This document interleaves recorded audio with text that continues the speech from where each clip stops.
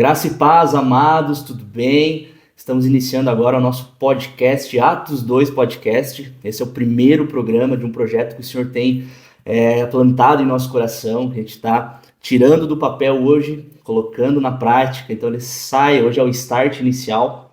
Então já aproveita, já se inscreve no nosso canal, já curte, já compartilha com alguém para levar a palavra do Senhor adiante. E nesse primeiro programa, nesse start, nesse pontapé, o meu convidado é uma pessoa muito especial, uma pessoa que tem me acompanhado nessa minha caminhada com o Senhor, é uma pessoa, é um amigo, como ele costuma me chamar, de amigão, né? E claro, é o meu pastor, é o pastor da minha comunidade, onde eu, minha esposa, minha casa congregamos. E é uma honra muito grande e uma alegria imensa receber você, pastor Jean Vizentim. Seja bem-vindo ao Atos 2 Podcast. Amém. Obrigado, Luiz, aí, por tudo, por esse convite tão especial. Tenho certeza que Deus está movendo grandes coisas. Esse projeto nasceu no coração de Deus, né? E é uma alegria poder estar participando aí. Obrigado pelo convite. Tamo Glória junto. a Deus. Tamo junto. Pastor, como que se iniciou a sua caminhada com o Senhor? Como foi teu start? Quando que você encontrou com o Senhor? Ou quando, melhor, quando Jesus te encontrou, te resgatou, te transformou num novo homem? Como que foi? Foi de uma hora para outra? Foi no imediato? Teve um trabalhar de Deus sobre a sua vida? Uma escadinha que foi subindo aos poucos, construindo o pastor Jean que você é hoje? Como que foi o teu início da caminhada? Olha, Luiz, é uma longa história, né? Por assim dizer. Teria que resumir ela, né? Bastante. Mas eu gostaria de pincelar um pouquinho, voltar alguns anos, né, atrás, mais ou menos em 1998, 99, eu tinha 12, 13 anos, eu participei de uma congregação presbiteriana, 6, 8 meses ali. É uma igreja mais tradicional, na época não cria, né, nos dons espirituais, no mover do Espírito. Porém, certo dia, Deus parou a programação do culto, trazendo a revelação, né? Então nós estávamos no culto, já era a hora da palavra, estava pregando a palavra, o pastor. De repente ele parou e falou: Deus está me revelando algo aqui. E a congregação ficou, né, parada, olhando, e ele falou: Deus quer falar com alguém aqui nessa noite. E falou: e é com você, Jean. Né? E eu lembro que ele chamou lá na frente a congregação, não entendendo muito o que estava acontecendo, e Deus usou a vida dele com a palavra profética, liberando sobre a minha vida.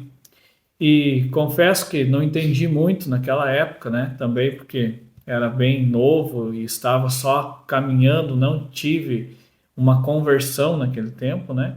Mas aquelas palavras ficaram no coração, né? Se passaram aí uns 25 anos e hoje eu vejo cumprimento dessas palavras sobre a minha vida, né? Embora, claro, isso aconteceu porque eu comecei a caminhar com Jesus depois. Mas nesse período que eu falei, de 12, 13 anos, eu me afastei dos caminhos do Senhor. E eu entrei em caminhos, vamos dizer, de destruição, de morte, né? Quem me conhece sabe, sempre testemunho e compartilho. Mas em 2010, né, Luiz, para resumir aqui um pouco essa história, essa trajetória, uma das peças fundamentais da minha conversão foi a minha esposa, Andréia, né? Então, o irmão dela, o meu cunhado, hoje que é pastor lá em São João, o Amilcar, ele estava precisando de ajuda, ele estava passando por um período bem difícil, depressão, né? Estava em processo de separação. E a minha esposa foi pedir ajuda para uma tia dela, né, que mora em Curitiba. E a Andréia ligou para essa tia pedindo oração, né, para o irmão dela, que estava mal, não estava bem e precisava de ajuda. Nesse momento, os nossos pastores, sênior, pastor Jota, pastor Eliana, estavam lá em Curitiba na casa dessa tia da Andréia, porque ela é irmã do pastor Jota. Essa tia da Andréia é casada, no caso, com o tio dela, que é irmão da mãe, né, da Andréia, minha sogra. E essa tia, ela compartilhou com o pastor e com a pastora Eliane, com o pastor Jota, que o amigo estava passando por essa situação, né? O irmão da Andréia estava passando por essa situação aí, processo de separação e depressão. E nesse momento, A tia da André, então, orou por ela, né, por telefone, e ela enviou esse casal de pastores que moram em Pato Branco, que é os nossos pastores, né, na comunidade de Dunamis. E eles foram até a nossa casa. Só que nesse contexto foi bem engraçado que eles passaram no trabalho da minha esposa, pegaram ela, dar carona, passaram a pegar meu filho na escola e imediatamente a minha esposa ligou para mim. Né? Eu já tinha chegado do trabalho e ela ligou: Jean, está indo um casal de pastores aí em casa. E isso me deixou fora do sério, né? Fiquei bem bravo, bem nervoso. Eu eu era anti-Messias, já nessa época era anti-Messias. Eu acreditava em Deus, acreditava no diabo, mas, né, andava por esses vales, por esses caminhos escuros. Então, religião, pastor, padre, qualquer autoridade, né, espiritual, eu não compactuava. E foi fascinante que ela ligou, mas beleza, avisando que eles iam e eu recebi eles, né, com respeito, com educação, tudo. E foi legal, foi tão importante que ali eu tive já um primeiro encontro com a presença de Deus manifesta. Nesse momento, Deus começou a usar muito a vida do nosso pastor, com palavras de sabedoria. Eu comecei a fazer algumas perguntas, alguns questionamentos, né, para ele, e ele, com muita sabedoria, começou a responder. E você via que era o Espírito Santo mesmo conduzindo ali. E de repente Deus começou a usar a vida da nossa pastora, né, com um dom profético extraordinário, né, de uma forma assim extraordinária, o céu tocando a terra. E foi tão fascinante que nesse momento estava eu, a minha esposa e o meu filho. Na época tinha dois anos e meio, e o meu filho sofria de uma enfermidade, sinusite crônica. Já fazia um ano que ele sofria disso. Ele tinha que tomar injeções, fazer tratamento e sempre no hospital. Deus começou a vir com uma palavra de revelação, falando sobre uma maldição que havia no nome dele e que estava quebrando naquele dia, naquela noite. Só que para mostrar que ele era Deus, além disso, ele iria curar o meu filho, ele estava curando. E eu posso dizer, Luiz, que Deus curou meu filho instantaneamente. Glória a Deus. Então, assim, eu tive esse encontro com a presença, né, com o sobrenatural de Deus. Deus fez coisas fascinantes naquele dia, né, e continuou fazendo. Nesse momento, minha esposa sempre compartilha, ela estava no carro, né, com os pastores, ainda se direcionando até a nossa casa, e ela falou que precisava, né, buscar ajuda para o irmão dela, e nesse momento o pastor Jota falou: olha, ela está procurando ajuda para o irmão, mas a primeira pessoa que Deus vai pegar vai ser ela. E Deus também falou algo fascinante, né, para ela, liberando um rema de Deus, dizendo que ela e a sua casa serviriam o Senhor, né? Então, algo específico para ela, e que de fato, hoje nós vemos, né, toda a minha família servindo ao Senhor. E por que eu disse que a Andréia, né, minha esposa, é uma das peças fundamentais da minha conversão? Quando nós tivemos esse encontro pela primeira vez com o Senhor, né, da presença manifesta dessa forma, a cura do meu filho, né, Deus trazendo também palavras de conhecimento, de sabedoria, profecia sobre a minha vida, ela caiu de cabeça para o Evangelho.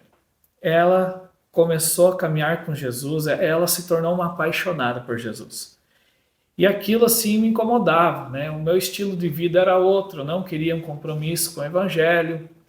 Então, para mim, o evangélico em si, né, quando falava de religião, e principalmente a religião evangélica, soava de uma forma pejorativa, né? Eu vivia algo totalmente oposto. Os crentes, né? Os crentes, né? E isso me incomodava. Mas ela estava apaixonada por Jesus. Gostava mais de Jesus do que de mim, glória a Deus, do que meu filho, glória a Deus, né? Mais do que tudo.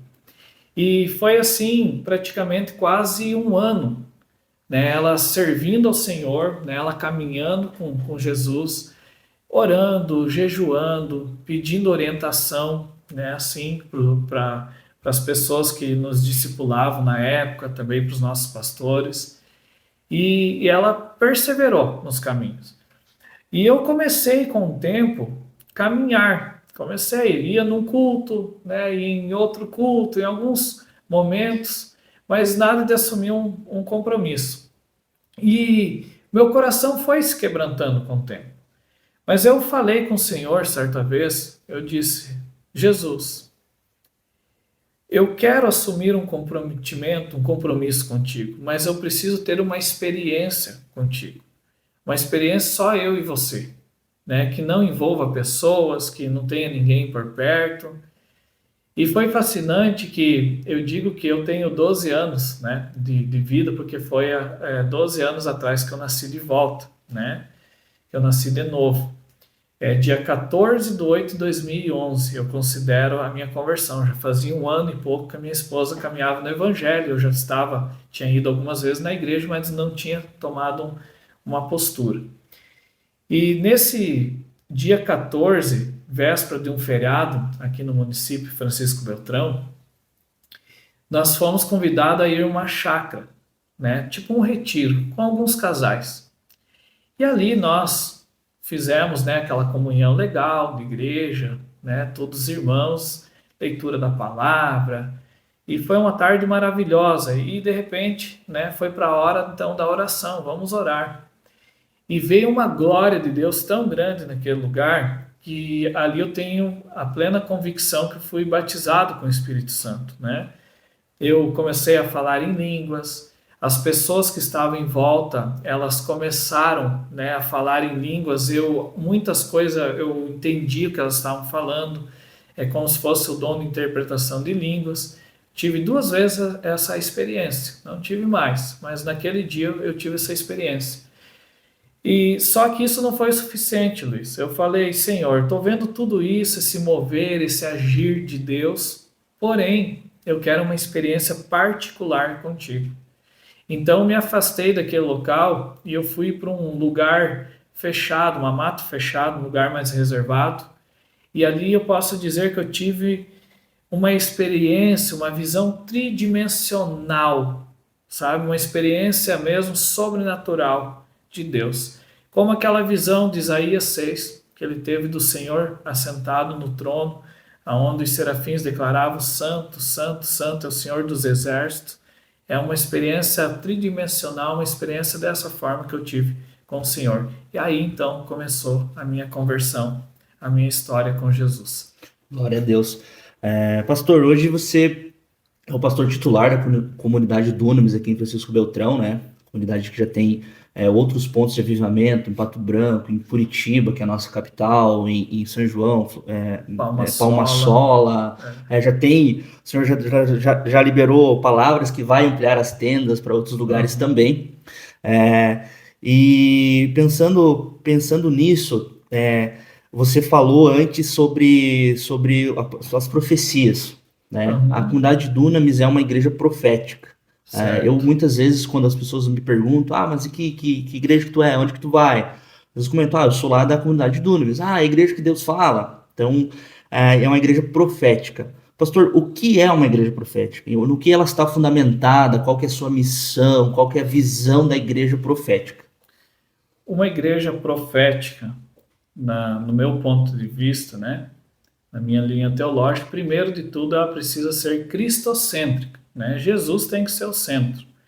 A base dela é a palavra de Deus, né? Apocalipse, capítulo 1, fala, né, que a revelação da palavra, Jesus é a revelação da palavra, né? Então, uma igreja profética, primeiro de tudo, Cristo tem que ser o centro, tem que revelar a Cristo, né? A base é a Bíblia, nosso manual de vida. Qual que é a missão da igreja profética? É formar discípulos para Jesus, né? Uma igreja profética, ela caminha direcionada pela liderança do Espírito Santo, né? É transmitir aquilo que Deus deseja fazer. É transmitir a vontade de Deus que Ele está sinalizando para esse tempo, para uma nova estação, para um novo tempo, né? Para algo específico, a um lugar, a uma pessoa, a uma comunidade. Então, uma igreja profética é você viver essas realidades do céu aqui na terra, né? As vontades do Senhor, sempre, é lógico, né, fundamentado na palavra do Senhor, que é a Bíblia, o nosso manual de vida. Glória a Deus. Pastor, falando sobre a Bíblia, sobre o nosso manual de vida, sobre o profético, a igreja vive sobre o Logos e sobre o Rema de Deus. O Certo. Logos, que é a palavra escrita, é o que tá, é o nosso Nosso manual que está manual de aqui, e o Rema é a revelação do Senhor. Qual é a diferença entre o Logos e o Rema? Esse programa, esse podcast, ele surgiu de um Rema de Deus. Há 1 ano e meio atrás, se eu não me engano, a gente estava, você e a pastora estavam lá em casa, e durante um momento de oração, a pastora liberou uma palavra, teve uma revelação de que eu e minha esposa trabalharíamos com vídeos para a internet. Até então, uma coisa completamente nova e impensável para aquela época, primeiro porque nós não trabalhávamos com isso, não tínhamos experiência com isso, e foi um projeto que ficou, digamos assim, engavetado, ficou lá, né? E com o passar do tempo, para você ver como as coisas são, como Deus faz as coisas maravilhosas. Eu comecei a fazer vídeos lá para a empresa no que eu trabalho, e a minha esposa também começou a fazer vídeos para a internet. E nos últimos tempos, a igreja tem clamado por nós sairmos das quatro paredes. O mundo precisa conhecer o amor de Cristo, conhecer o que o Senhor tem feito em nossas vidas, em nosso meio, em nossa comunidade. A gente precisa ampliar as tendas. E aquela sementinha que estava plantada no coração, ela começou a germinar. Então a gente tirou aquele projeto que estava engavetado e hoje a gente está dando start. Isso foi uma palavra rema que o Senhor liberou sobre a nossa vida. Qual que é a diferença, pastor, entre a palavra rema e o logos de Deus? Entre uma vive sem a outra, elas se complementam? No seu ponto de vista, como que funciona a palavra logos e o rema de Deus? A palavra logos de Deus, como nós falamos, é a Bíblia, o manual de vida, é o que passa a nos instruir a conhecer a Deus, é ter o conhecimento de Deus. É a vontade universal de Deus sobre as pessoas, sobre a humanidade, né? Então esse é o Logos.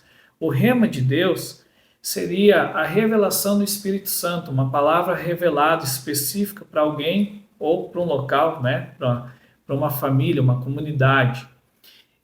Até, no entanto, a comunidade Dunamis, ela vem do rema, né? Pautada, fundamentada, sim, no Logos de Deus. Nossos pastores, né, o pastor Jota, o pastor Eliano, em 2002, quando eles foram emancipados, né, na cidade, então, de Pato Branco, começou a comunidade Dunamis, aonde eles tiveram esse rema de Deus, que a bandeira que eles iriam carregar é a bandeira da presença manifesta de Deus. Porque Deus está em todos os lugares, Luiz, né? Mas a presença dele não é manifesta em todos os ambientes, né? Nem em todos os lugares, né? Ele é manifesto. E o que Deus chamou os nossos pastores para fazer é isso, né? Carregar essa bandeira da presença manifesta de Deus.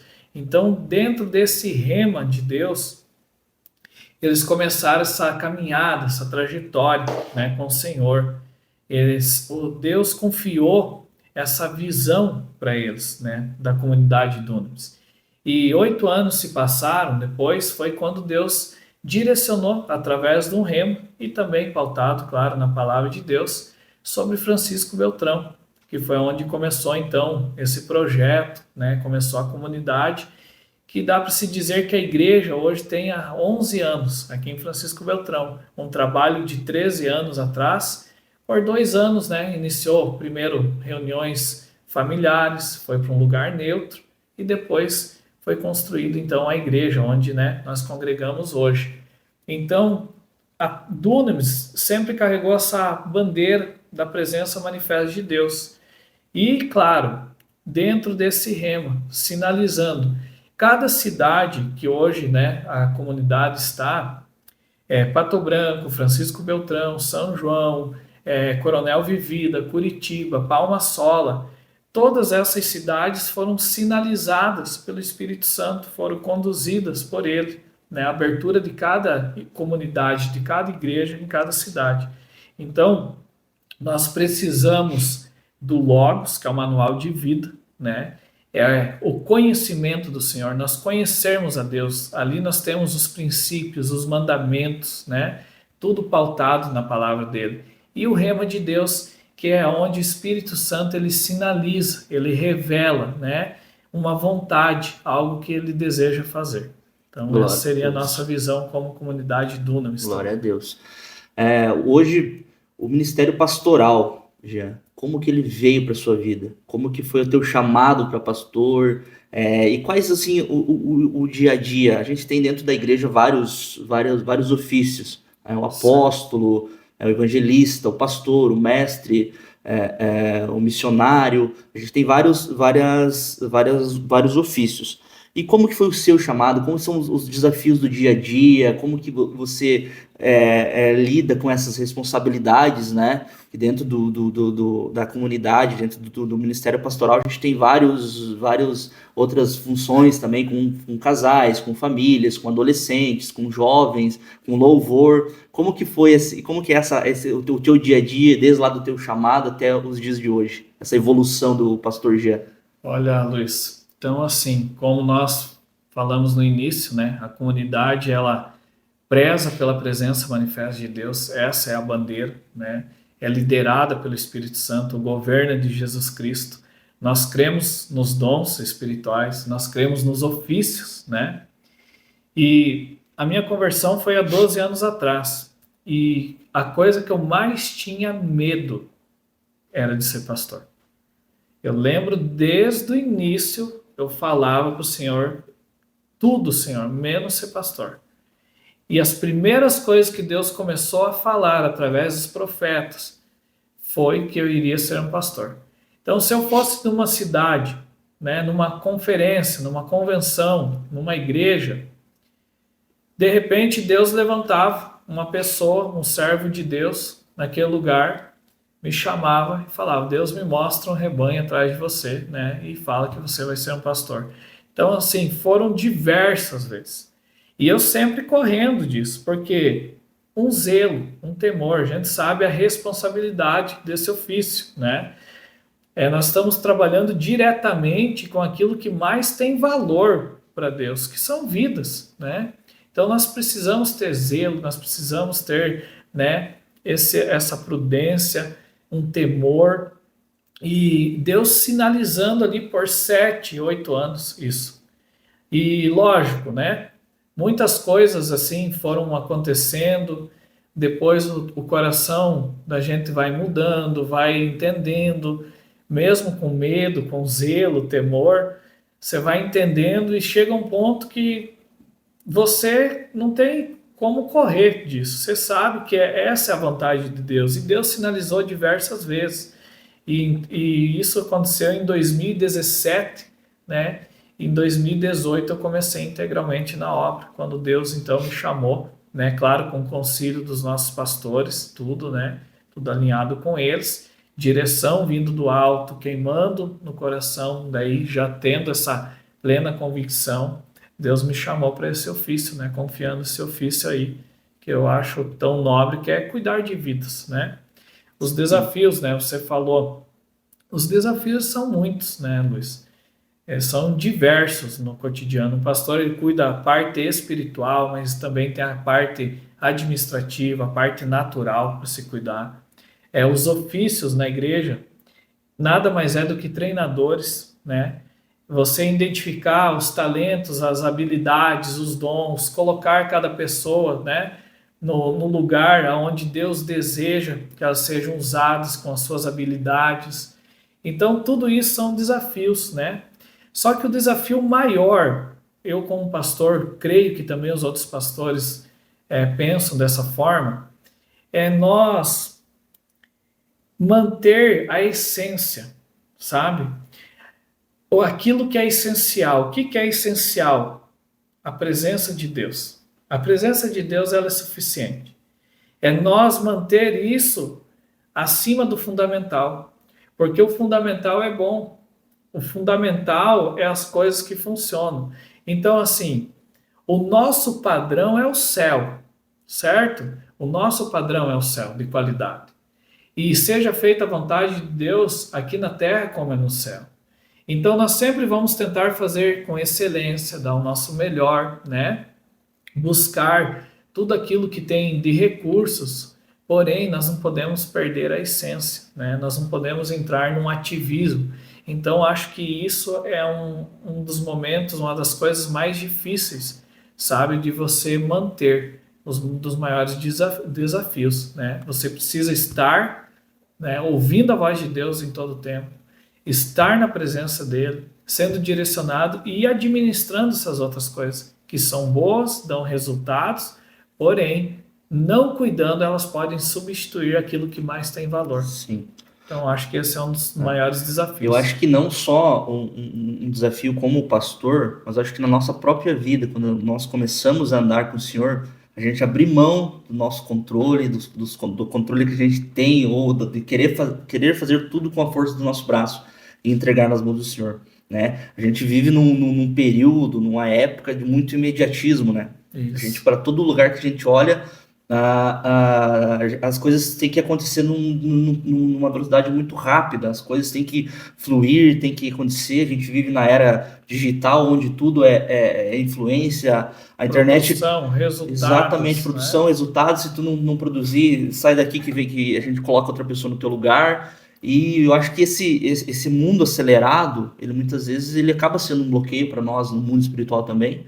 Esse entendimento de você saber que não... Tá na hora de eu deixar isso aqui e entregar nas mãos do Senhor, porque a vontade dele é boa, maravilhosa e perfeita. É o transicionar, né? Nós podemos usar a figura bíblica. Nós deixarmos de ser muito Marta, né? A Marta é necessário, né? O mundo, o reino de Deus em si precisa das Martas, precisa ser funcional à obra de Deus, mas nós sermos mais Marias, né? Pegar a melhor parte, que é estar na presença de Deus, é gastar tempo com Ele, na presença dEle, é Mateus 6,6, é entrar no secreto, é estar com o Pai, né?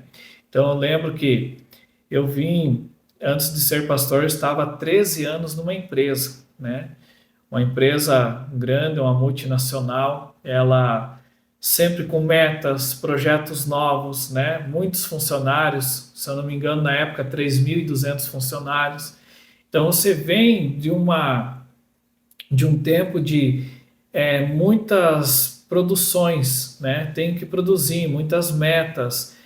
E quando eu fui para a obra de Deus, eu nunca deixei de fazer, mesmo não estando integral, eu sempre tive uma vida devocionada ao Senhor. Leitura da palavra, né? Jejum, oração, comunhão, os pilares da igreja primitiva, até do podcast Atos 2, né? Então, esses pilares que nós, né, temos também como comunidade, isso eu nunca deixei, né, de exercer, de fazer.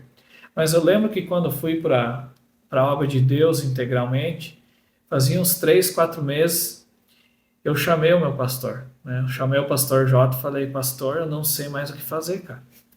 Não tem mais nada para fazer. E eu lembro que ele, assim, paizão, né, muito sábio, ele, Jean, amado, né, fica tranquilo, né, o que tiver para nós fazermos, que vier em mãos, nós vamos fazer, né, aproveite esse tempo para gastar com o Pai, aproveite esse tempo para gastar com o Senhor, embora eu fazia isso, mas eu queria ver resultado, eu queria ver produção, né, então... muitas vezes eu me encontrava, quando eu entrei integralmente, teve um mês que eu me encontrava fazendo tudo para o Pai, mas distante do Pai. Então, quando nós entramos nesse ativismo, nós temos que cuidar, né? Sim. De não estar fazendo tudo para o Pai, na obra do Pai, trabalhando para o Pai, mas distante do Pai. Né? E o pai, ele quer que os filhos estejam à mesa, né? A mesa pedagógica para ensinar, a presença dele buscando. É interessante até esse assunto. Até estou lendo um livro, esse que está aqui, que é do pastor Luciano Subirá, Até que Nada Mais Importe.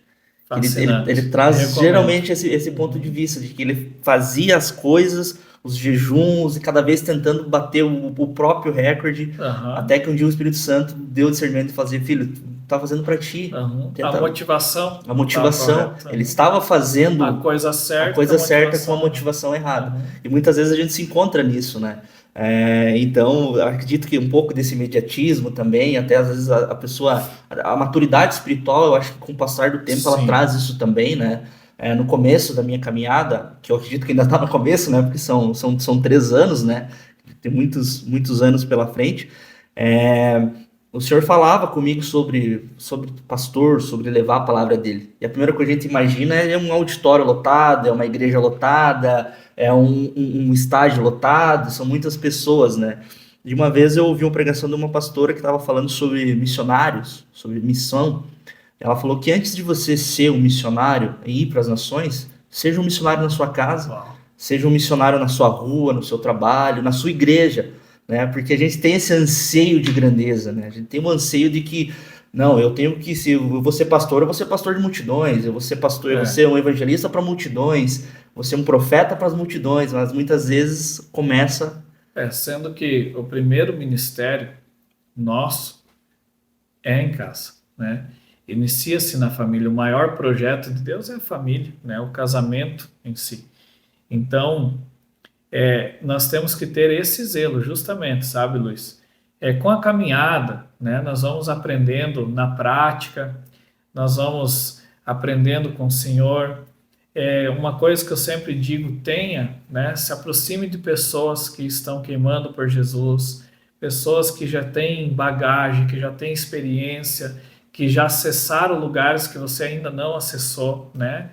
No nosso caso, nós temos o pastor Jota, o pastor Eliane, sempre como nossos discipuladores, né? Nos discipularam de uma forma, dá para dizer, extraordinária, sempre com muito amor, como pais, assim, sabe? Então, essa é a dica que eu dou, porque quando nós vemos, nós estamos, né, às vezes fazendo a coisa certa, mas com essa motivação errada, gastando mais tempo com aquilo que o pai criou, mas menos tempo com o próprio pai, com o Criador, né? Então é isso que nós precisamos colocar na balança e sempre ter esse discernimento. Glória a Deus. E até porque as dificuldades, as provações, elas vêm todo dia, né? Todo dia elas vêm, de certa forma, É, né? E também eu acho que por questão desse imediatismo, muitas vezes a gente olha quando um irmão está passando por uma provação, a gente vai, dá força, apoia, ora, irmão, vai dar tudo certo, confia no Senhor, vamos. E quando chega pro nosso lado, opa, mas parece que a dificuldade é sempre maior, né? Eu acho que um pouco vem disso também, né? De a gente olhar às vezes para o outro, ver dificuldade e se compadecer, mas quando é para o nosso lado parece às vezes que não tem solução. Não, opa, não, comigo vai ser diferente, eu tô perdido. Isso também vai um pouco disso, dessa maturidade, né, pastor, espiritual, da pessoa estar firmada no Senhor, no Espírito Santo, né? Entender que as provações elas vêm para nos tornar mais fortes, né? Os processos eles vêm para nos fortificar, né? A gente usa muitas analogias, até o próprio Senhor usava muitas analogias em que o barro, o vaso ele precisa passar pelo forno, é, o metal precisa passar pelo fogo, entre tantas outras, né? a nossa dor sempre vai ser maior que do outro, né? Independente do que está passando. Mas é nós entendermos assim, dar tempo ao processo, né? Existe esse processo, nós somos de fato vasos de barro na mão do oleiro, né? É o oleiro que vai quebrar esse vaso, vai fazer, vai refazer, né?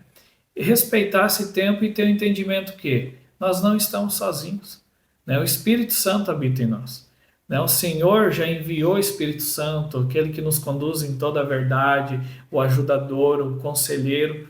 Então, o que nós precisamos é ter essa vida devocionada ao Senhor, queimar para Jesus, né? E buscar nele.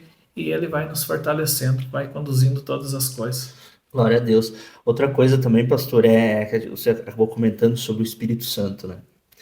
O Atos 2 é o Uau. bem-vindo Espírito Santo. É a É, chegada, quando onde se cumpre a promessa do Pentecostes, Pentecostes, derramar do onde Espírito. derrama o Espírito, onde flui orar em línguas, as pessoas falando em línguas, a comunhão, o partir do pão, o aprendizado dos apóstolos, né? E o Benny Hinn, ele tem dois livros, né? Que é o Bom Dia Espírito Santo e o Bem-vindo Espírito Bem-vindo. Santo, que trata de como é a figura do Espírito Santo, como que ele chegou, como que ele habita, como que ele é nosso consolador, nosso discipulador, aconselhador. Eu não tinha essa visão. Eu não tinha noção de como que era a relação com o Espírito Santo. Até então era uma figura da Trindade que estava ali, mas tipo, não vou dizer que não servia para nada, mas que estava ali, É né? como se fosse o Deus Júnior, né? Isso, aham. E a partir Não, do é o momento que eu próprio. comecei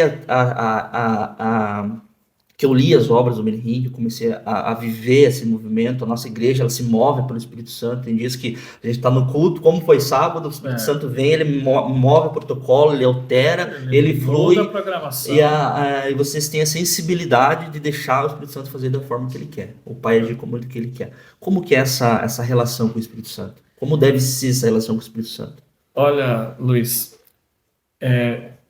eu digo que nós tivemos um certo privilégio em algumas coisas, eu e minha esposa, porque nós nos convertemos, né?